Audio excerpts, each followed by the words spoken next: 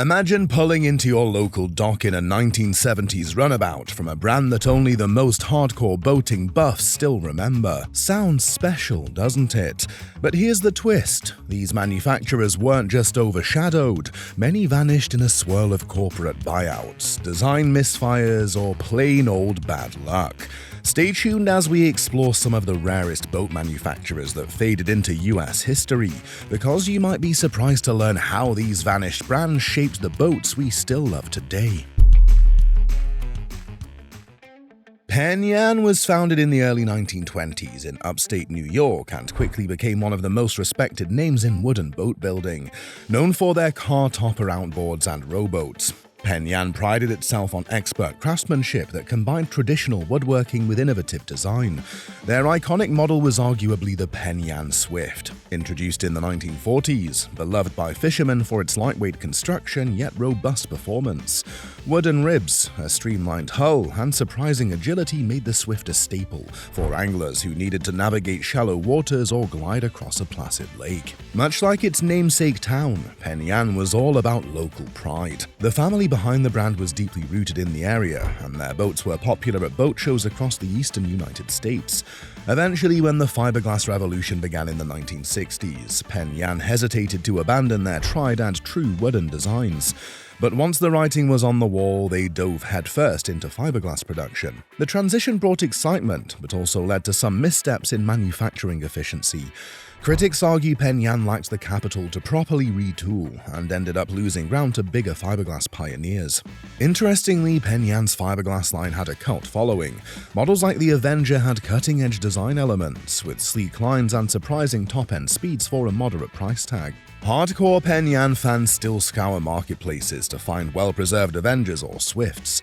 Despite their attempt to monetize, Penn Yan eventually shut its doors in the late 1980s. Fans suspect a combination of growing competition and the company's refusal to outsource cheaper materials spelled doom. Even so, you'll still find collectors who claim Penn Yan's wooden hulls remain some of the best handcrafted classics in boating history. If you're enjoying this deep dive, do me a quick favor and hit that like button or drop a comment. It tells me to keep creating more episodes like this, where we uncover forgotten chapters of boating lore. Thundercraft emerged in the early 1970s, a period when speedboats and sporty runabouts were all the rage. Based in the United States, Thundercraft answered the call for middle-class muscle, offering an economical yet spirited line of fiberglass runabouts. The brand's crowning jewel was the Thundercraft Magnum series, renowned for their sleek silhouettes and surprisingly peppy engines. Weekend warriors who longed for a boat that could tow skiers without breaking the bank found Thundercraft an appealing option. If you see a Thundercraft from the 1980s, you'll notice they often have a tri-hull or modified deep V design. This provided decent stability at low speeds, though not everyone was a fan of the sometimes choppy ride in rough water. Yet for inland lakes and calm rivers, these boats were pure adrenaline. The typical Thundercraft user was an average family who wanted to fish in the morning and tube with the kids in the afternoon. Versatility was their unofficial motto. Some boaters, though, criticized the brand for cutting corners, claiming the hulls were prone to stress cracks and the upholstery wore out faster than premium competitors. Still, the brand's affordability overshadowed these concerns for many. Thundercraft ultimately ran into trouble when consumer preferences shifted toward more specialized boats, either purely fishing machines or high-end performance models.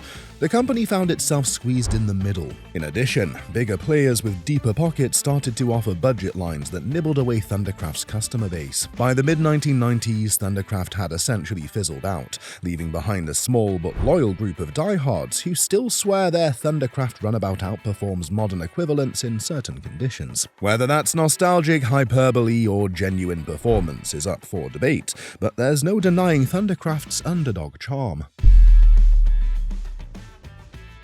Silverline began as a modest operation in Moorhead, Minnesota, and quickly cultivated a reputation for building family-friendly boats with a quality twist. If there's one model that put them on the map, it's the Silverline DeVille. Sleek yet unpretentious, the DeVille offered a surprisingly smooth ride, thanks to well-engineered hull contours that cut through choppy waters like a hot knife through butter.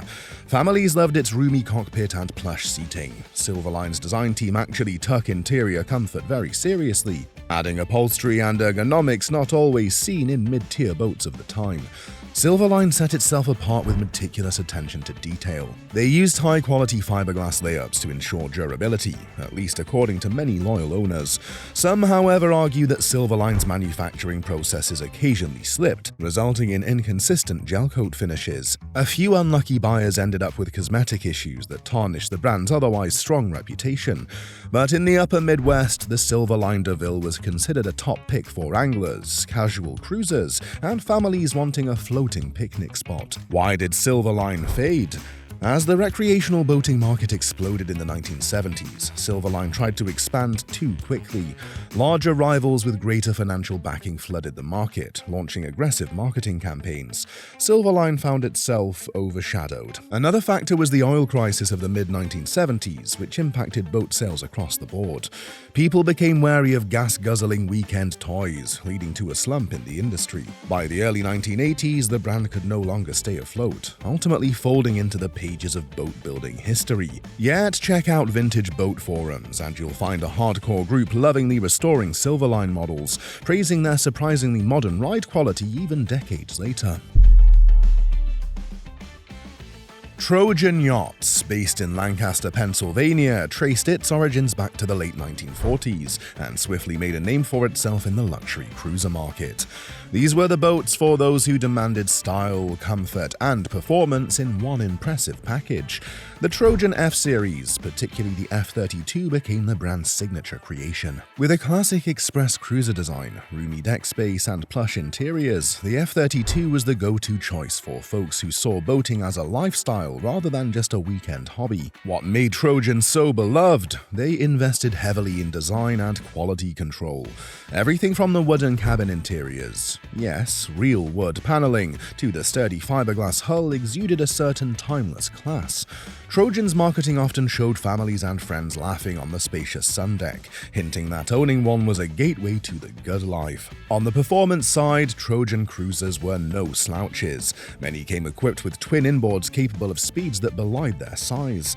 The phrase "you can cruise the boat and never break a sweat" was practically Trojan's unspoken tagline. Yet controversies cropped up, especially in the early 1980s. Some owners reported issues with water intrusion near the transom, something Trojan tried to address with multiple design revisions. By the mid-1980s, competition in the cruiser market had intensified. Rivals like Sea Ray and Carver began to dominate marinas across the US, offering comparable models with often more modern styling. Trojan tried to keep up with new lines and fresh hull designs, but struggled financially. Eventually, the brand was acquired, and by the early 1990s, the Trojan name fizzled out.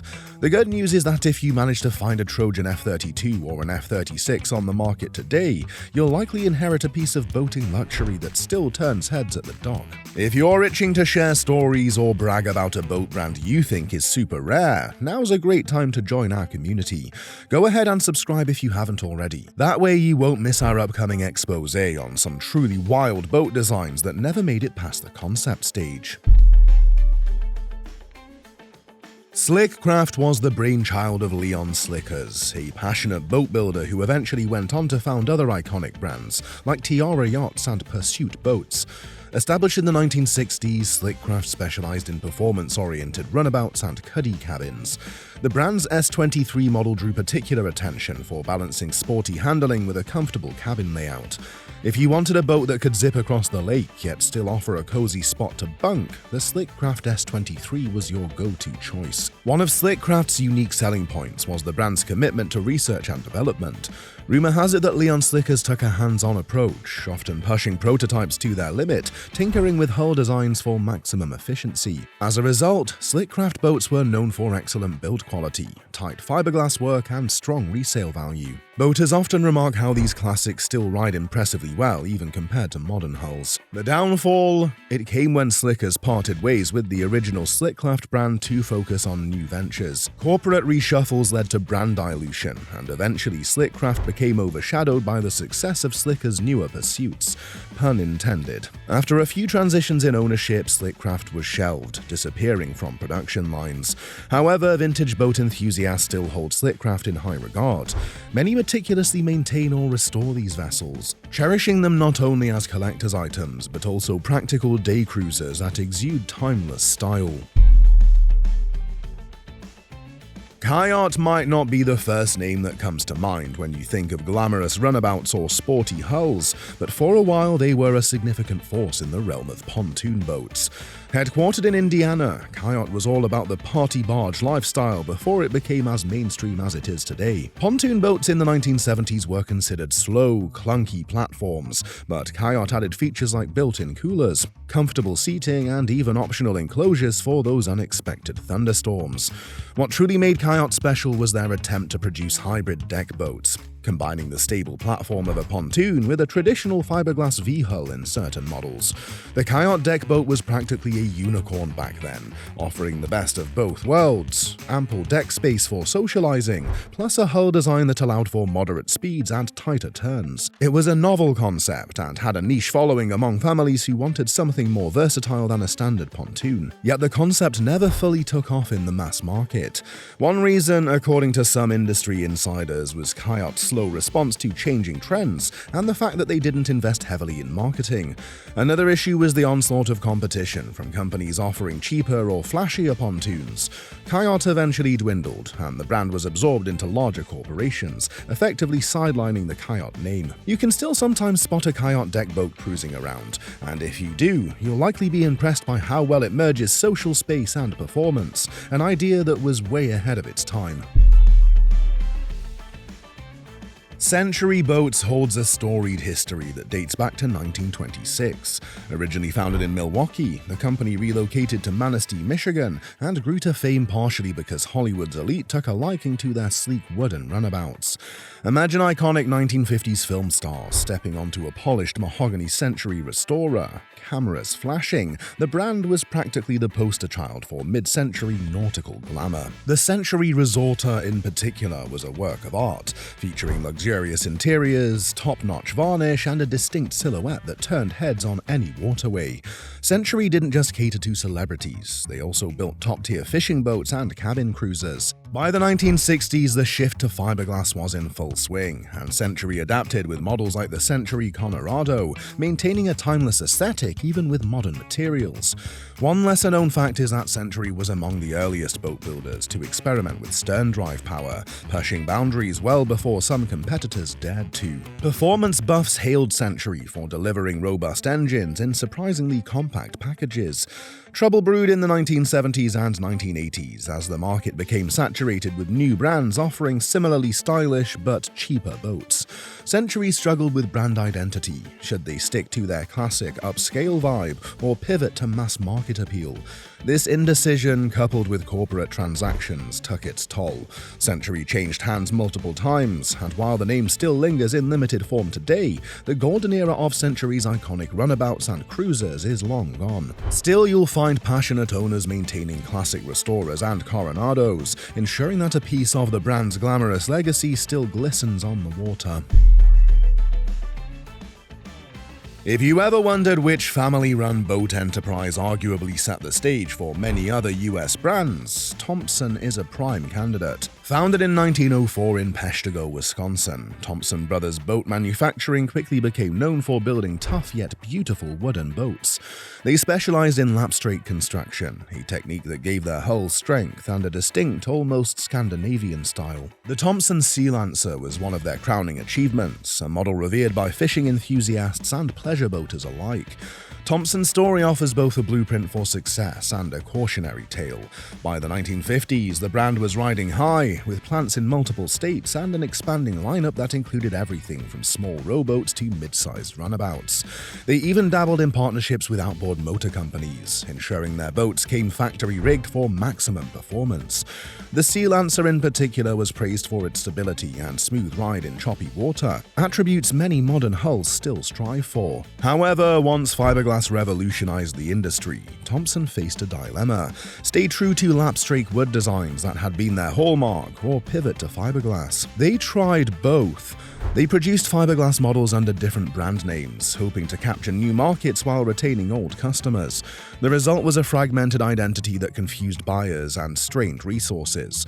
Additionally, family feuds reportedly contributed to internal instability. There was controversy about leadership changes and the direction of the company. By the 1970s, Thompson had splintered into multiple entities, and none managed to survive the intense competition. Thompson's disappearance is a fascinating piece of boating lore, because, in many ways, the brand's early innovations influenced hull design and manufacturing techniques that other companies later perfected. Talk to any vintage boat collector today, and they'll speak of Thompson's wooden lapstrake hulls with reverence. If you're lucky enough to find a well-preserved Sea Lancer, you're holding a genuine piece of American craftsmanship that laid the groundwork for recreational boating's modern heyday. There you have it, 8 rare American boat manufacturers whose legacies, models, and even controversies helped shape the waters we navigate today. From Penn Yan's wooden wonders to Thompson's pioneering craftsmanship, each brand left behind valuable lessons in design, innovation, and yes, sometimes cautionary tales of what happens when market forces and corporate shifts go sideways. These boats might be faded brand names now, but they remain cherished by collectors, historians, and casual boaters who appreciate a good story as much as they do a smooth ride. I hope you found this video helpful, entertaining, and maybe a bit nostalgic. If you're into rescuing vintage boats, now you know a handful of hidden gems worth a closer look. Did we miss any of your favorites? Let me know in the comments. There's always another boat brand out there that was a dream machine in its heyday, only to drift into obscurity. To stay in the loop for more deep dives into classic watercraft, maritime lore, and even the occasional boat maintenance tip, hit that subscribe button and turn on notifications. Thanks for watching, and I'll catch you in the next one. Safe boating, everyone.